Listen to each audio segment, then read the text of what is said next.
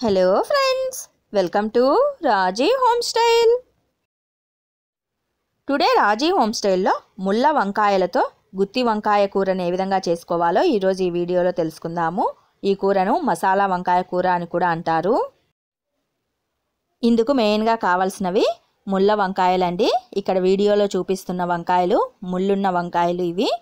మా రాయలసీమ వారు ఈ ముళ్ళ వంకాయలతోనే గుత్తి వంకాయ కూరను చేస్తారు. దీనిని నూనె వంకాయ కూర అని కూడా అంటారు. తెలంగాణ వారు అయితే నల్ల వంకాయలతో మసాలా వంకాయను చేస్తారు. నేను వీటిని ఒక అరకిలోమైన తీసుకున్నాను.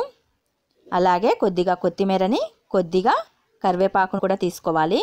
వీటితో పాటు 3 లేదా 4 టేబుల్ స్పూన్లమైన పల్లీలు, 2 టేబుల్ స్పూన్లమైన అల్లం వెల్లుల్లి పేస్టు, గుప్పెడుమైన నానబెట్టి ఉంచుకున్న చింతపండు, 2 టేబుల్ స్పూన్లమైన ధనియాలు, 2 టేబుల్ స్పూన్లమైన నువ్వులు, కొద్దిగా చెక్క లవంగా పీసెస్, అలాగే 2 టేబుల్ స్పూన్లమైన చిల్లీ పౌడర్ కావాలి.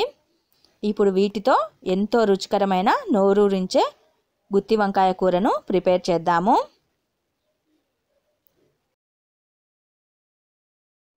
ముందుగా స్టవ్ పైన ప్యాన్ పెట్టేసి అందులో మనం తీసుకున్న పల్లీలను వేసి దోరగా వేగనివ్వాలి.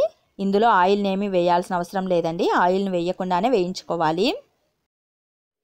పల్లీలు దోరగా వేగిన తర్వాత ఇందులోనే మనం తీసుకున్న నువ్వులను కూడా వేసి కొద్దిసేపు అటు ఇటు కలియదిపేసేసి స్టవ్ను ఆఫ్ చేసేయాలి. ఎక్కువసేపు ఉంచితే గనక నువ్వులు అనేవి మాడిపోతాయి. ఇప్పుడు వీటిని ఒక ప్లేట్లోకి తీసి చల్లారబెట్టుకోవాలి. అదే ప్యాన్లోనే మనం తీసుకున్న ధనియాలను కూడా వేసుకోవాలి. ఇందులోనే మనం తీసుకున్న చెక్క లవంగా పీసెస్ని కూడా వేసి ఏమాత్రం మాడిపోనివ్వకుండా దోరగా వేయించుకోవాలి. లో ఫ్లేమ్లో ఉంచి వేయించుకుంటే ధనియాలు అనేవి మంచి స్మెల్ వస్తాయండి. ఇప్పుడు ఇవి కూడా బాగా దోరగా ఎర్రగా వేగిపోయాయి. ధనియాలు ఎంత బాగా వేగితే మసాలా అనేది అంత బాగా ఉంటుంది. ఇప్పుడు వీటిని కూడా ఒక 10 నిమిషాల పాటు చల్లారనిద్దాము. మనం వేయించి ఉంచుకున్న నువ్వులు, పల్లీలు, చెక్క లవంగా పీసెస్, ధనియాలు అన్నింటినీ చిన్ని మిక్సీ జార్లోకి తీసుకుని మెత్తగా పౌడర్ లాగా బ్లెండ్ చేసుకోవాలి. అన్నింటినీ ఒకేసారి వేసుకోండి, ఏం పర్వాలేదు, బ్లెండ్ అయిపోతాయి. ఇలా పౌడర్ లాగా చేసుకున్న తర్వాత ఇందులోనే మనం తీసుకున్న చిల్లీ పౌడర్ని, అల్లం వెల్లుల్లి పేస్ట్ని, అలాగే 1 టేబుల్ స్పూన్ వరకు పసుపుని, మన రుచికి తగిన విధంగా సాల్ట్ని యాడ్ చేసుకోవాలి. ఇందులోనే మనం నానబెట్టి ఉంచుకున్న చింతపండును కూడా వేసుకోవాలి. చింతపండును వేసుకున్న తర్వాత వాటర్ ఉంటాయి కదా, ఆ వాటర్ని కొద్దిగా వేస్తూ మెత్తగా పేస్ట్ లాగా బ్లెండ్ చేసుకోవాలి. ఎక్స్ట్రా వాటర్ ఏం పట్టదండి. ఈ నానబెట్టి ఉంచుకున్న వాటర్ అయితేనే సరిపోతుంది. కొద్దిగా వేస్తూ బ్లెండ్ చేసుకోవాలి. ఇలా బ్లెండ్ చేసుకోవాలి. గుత్తి వంకాయ కూరకి మసాలా అనేదే మెయిన్ ఇంపార్టెంట్ అండి. మసాలా మనం ఎంత మంచిగా ప్రిపేర్ చేసుకుంటామో కూర కూడా అంత బాగుంటుంది. చూడండి, ఈ విధంగా బ్లెండ్ చేసుకోవాలి. ఇప్పుడు వీటిని వంకాయలకు పెడదాము. నేను తీసుకున్న వంకాయలను శుభ్రంగా కడిగేసేసి తీసుకున్నాను.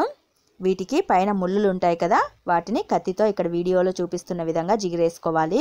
తొక్కనంతా జిగిరేయకూడదండి, కేవలం ముళ్ళులను మాత్రమే తీసేసుకోవాలి.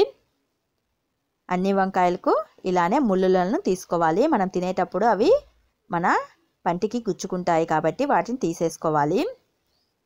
ఇప్పుడు వంకాయని నిలువుగా కట్ చేసుకోవాలి. 4 పీసెస్గా. నూనె వంకాయకి, గుత్తి వంకాయకి ఏ విధంగా కట్ చేసుకుంటామో అదే విధంగా కట్ చేసుకోవాలి. ఇప్పుడు ఈ వంకాయ లోపల మసాలాని కూరేసేయాలి. వంకాయలకు అన్నింటికి ఇలాగనే మసాలా పెట్టుకోవాలి. వంకాయలు ఏవైనా పుచ్చులు ఉంటే కనుక పక్కకు తీసేయండి. పుచ్చులు లేకుండా ఉంటేనే ఇలా మసాలాను పెట్టుకోవాలి.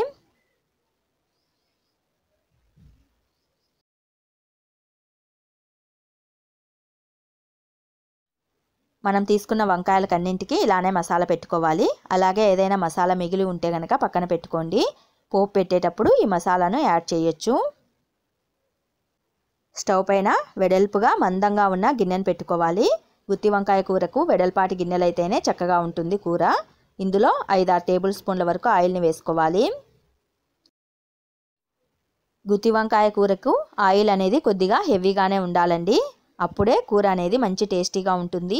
ఈ ఆయిల్లోనే వంకాయలు మగ్గాలి కాబట్టి ఆయిల్ని కొద్దిగా ఎక్కువగానే వేసుకోవాలి. ఆయిల్ కొద్దిగా ప్రీహీట్ అయిన తర్వాత 1 టేబుల్ స్పూన్ వరకు తిరుమాత గింజల్ని, కొద్దిగా కరివేపాకును, 3 లేదా 4 ఎండుమిర్చి ముక్కల్ని వేసుకోవాలి.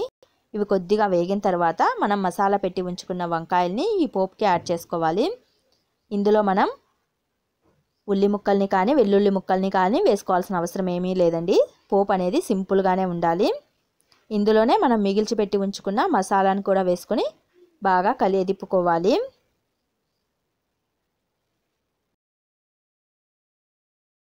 మసాలా అంతా వేసిన తర్వాత బాగా కలియదిప్పేసేసి ఒక్క 5 నిమిషాల పాటు లో ఫ్లేమ్లో ఆయిల్లోనే ఈ మసాలాని వంకాయని బాగా మగ్గనివ్వాలి. మూత పెట్టేసేసి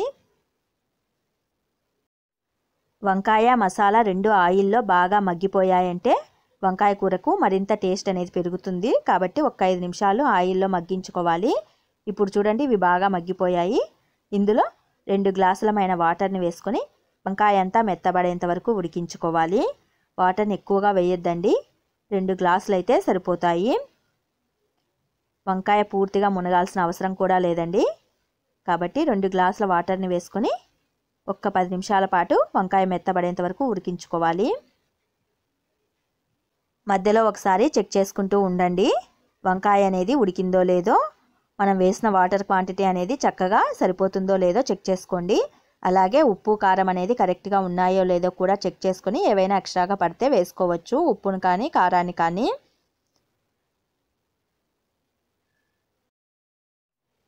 ఒక 10 నిమిషాల తర్వాత చూడండి ఆయిల్ అనేది ఇలా పైన తేలుతూ ఉంటుంది. అప్పుడు వంకాయలు అనేవి పర్ఫెక్ట్గా ఉడికినట్లు. ఇప్పుడు ఇందులో కొద్దిగా కొత్తిమీరని యాడ్ చేసేసి స్టవ్ ఆఫ్ చేసేసుకుంటే సరిపోతుంది. ఇంతేనండి గుత్తి వంకాయ కూరని చేసుకోవటం.